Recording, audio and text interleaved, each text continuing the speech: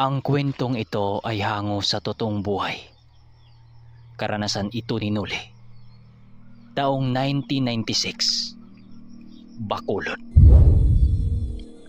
Mga kaermitanyo, ito na ang part 120. Pasensya na dahil natagalan tayo.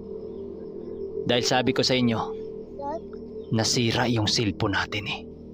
Yung ginagamit natin sa pang-read story. Yun lang. Maraming salamat. At simula na natin to. Nang marinig nila Noli ang sinagot ng kaibigan niya, sinabi naman niya dito na okay lang. Wala yung problema sa kanila. Maya-maya pa, bumalik na rin naman sila sa kinaroroonan nila Manong Tuming, kung saan nakipag-usap ang ama ni Umar dito. Sa patuloy ng kanilang pakipag-usap sa kanilang grupo, doon na nila unti-unting nalaman ang mga ugali ng mga yon. Ando na yung magpataasa ng mga antas pagdating sa kanilang mga dalang mga manok. Si Noli at Danilo noon, maging ang buo nilang pangkat, sininyasan lang naman siya ni Omar na makikibagay na lang sa mga ito. Dahil mainit na yun eh. Halos lasing na ang lahat. Yung iba pa nga, kahit gabing-gabi na, pinilit pa nitong iahon ang kanilang mga manok sa kanilang mga lungga. Magpapayabangan lang sa mga kasama. Nakita naman ng kanilang pangkat ni Noli na hindi talaga basta-basta ang mga manok na yon. Dahil purong-puro yon. At dito na pag-alaman nila Noli na nakabase sa ibang bansa ang mga manok nito. Isang oras pa ang makalipas, sumapit na nga ang 12:00 ng gabi. Yung ibang mga bisita sa bahay na yon, nagsisihanapan na yun ng matutulugan. At habang nakatambay ang kanilang pangkat, halos hindi matigil ang kanilang kwentuhan. Pinapapili sila ng mag-ama na kung saan sila matutulog. Kung sa loob ba ng pamamahay nito o sa kubo lang silang lahat. Siyempre, ayaw nila ng ganun eh. Ayon sa kanila, mas magandang matulog na lang sa mga bangko dahil labas-pasok ang hangin doon. Bago sila nagpasyang nagpapahinga, taimtim naman silang nagdadasal para sa kanilang proteksyon. Kahit kasi mababait ang mga tao doon, di pa rin malabong pagtitripan sila. Sa pagsapit ng madaling araw, nagising sila dahil sa ingay na naganap nang makarinig sila ng mga baboy na kinakatay. Halos kasi ang buong bayan na yon nagsasaulog para sa kapistahan ng San Juan. Dahil mga bisita sila ni Omar, hindi sila pinapatulong sa mga gawaing bahay. Kahit anong pagpupumilit nila sa mga ito na sila'y tutulong, hindi sila pinahintulutan. Dahil ang rason ng mga ito, mga bisita nga sila at hindi katulong. At habang nakaupo silang lahat sa isang mesa, habang nagkakape, bigla naman nila noong nasipat si Omar kasama ang mga tauhan nito na may daladalang sako na kung anong pinupulot nito sa bakuran nila. Habang pinagmasdan nila ito, hindi naman nila maiwasang magtataka itong si Noli. Kaya't upang malaman ang mga bagay na yon, nilapitan niya si Omar habang dala-dala ang tasa ng kape. Nang makalapit na siya dito, nagwika naman siya ng, "Buddy, ano yung pinupulot nyo? Mga patay na tandang Wika niya habang tiningnan ang mga ito. Nang marinig siya nito, lumingon naman yun sa kanya habang bakas sa pagmumukha ang lungkot. Oo buddy. Mga patay nga yan dito sa aking mga manukan eh. Ganito talaga sa aking manukan. May namamatay sa tuwing umaga. Di ko nga alam kung anong hayop ang umatake nito. Wika ni Omar. Nang marinig ito ni Noli, hindi naman niya naubos yung kape niyang iniinom. Dahil sa gulat dito, sinabihan niya itong si Omar na kung pwede ba, tingnan niya yung mga manok. Agara namang binuhos nila Omar ang laman ng sako at doon nagulantang itong si Noli. Nang makita niya ang halos 10 manok na wala ng buhay. Teka, anong nangyari dito? Wika niya. Ang sagot naman nitong si Omar, hindi naman niya alam kung anong mabangis na hayop ang pumiste sa mga alaga niya. Yun nga, basta sa tuwing umaga, nakikita lang niya ang mga ito na nakabulagta na sa lupa. Pagtingin niya sa mga katawan ng manok, nakita niyang putlang-putla ang mga ito na para bang wala ng dugo. Dahil sa mga nakita ni Noli, bigla siyang kinabahan dahil pamilyar sa kanya ang bagay na yon. Kaagad niya itong pinapatingnan nila Manong Duming at Manong Carpio para matukoy kung anong uring nilalang ang umatake sa mga alaga ng kaibigan nila. Maya-maya pa, lumapit naman ang ama ni Omar na si Manong Mundo. Ang sabi nito, di nila kayang mapuksa ang mga nilalang na kumatay sa mga ito. Dahil simulat sa pool, wala silang nakikitang pumasok sa bakod nila na mga nilalang. Kumuha sila ng isang bangkay ng manok at doon sinuri ni Manong Duming ang katawan nito. Nang malinisan na yon, doon nila nasipat ang mga sugat ng mga manok na para bang kagat ng mga ahas.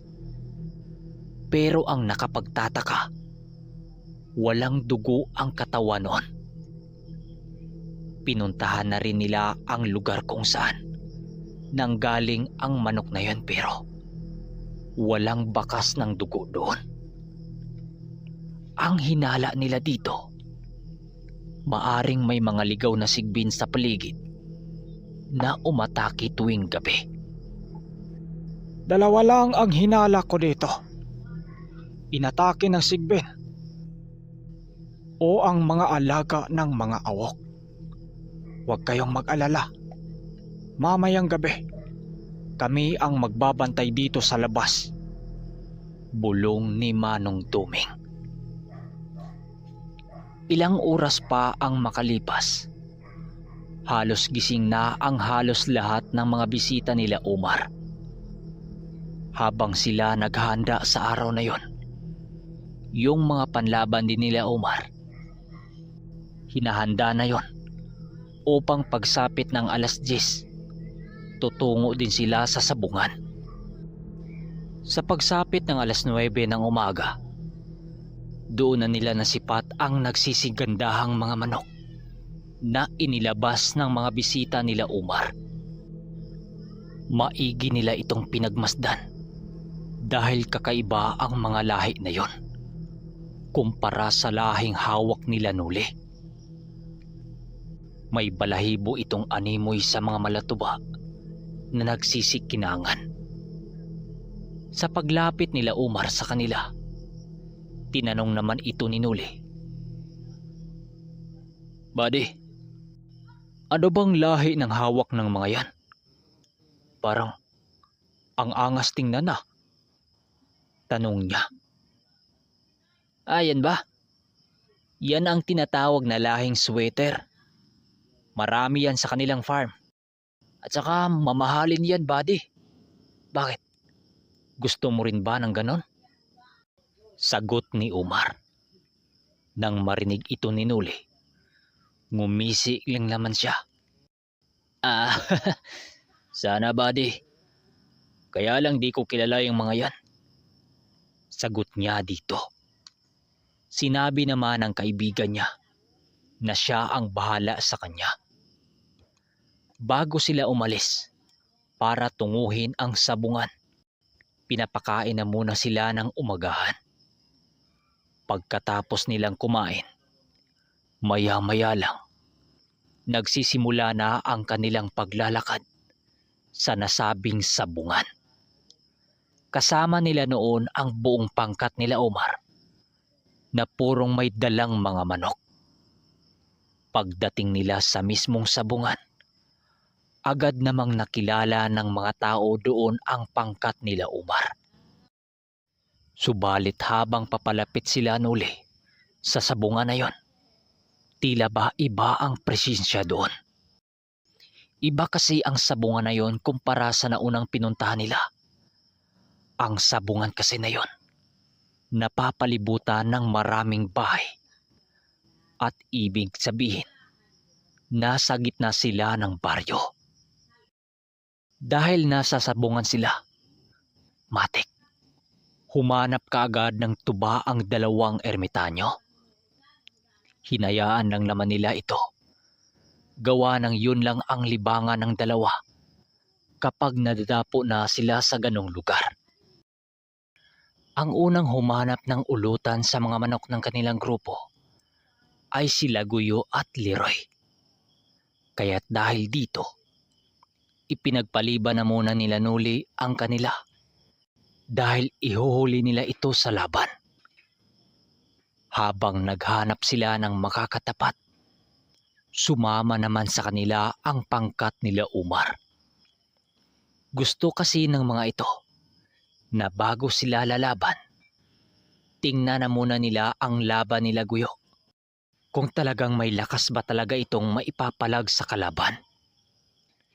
Subalit habang nasa kalagitnaan sila ng paghahanap, nakasipat sila Nuli at Danilo ng 5 kalalakihan na naglalakad papunta sa gitna ng sabungan. Dahil dito, biglang napatigil itong si Nuli at itong si Danilo dahil sa mga nilalang na yon. Agaran kasing naramdaman nitong si Nuli ang tinatagong presensya ng mga yon. Binubuo ito ng 2 matandang may kasautang purong maitim at 3 lalaking may matitipunong mga katawan.